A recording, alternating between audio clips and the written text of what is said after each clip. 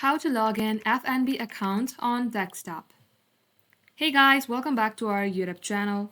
Without any further delay, let us get started. Launch your preferred web application. In my case, I'll be using Google Chrome. At the top search bar, type in FNB account login. As you do so, you will see FNB's official website.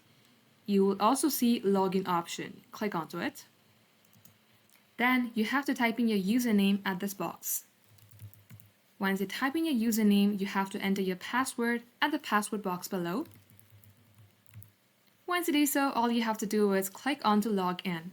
In case you're having problem logging into your account, you can also click on to reset password and get help resetting your account. If your credentials are correct, you will successfully get logged into your FNB account. That wraps up today's tutorial. Thank you for watching the video till the very end. If you would like to see more videos on this topic, then do comment down below. We will catch you up in our next upload.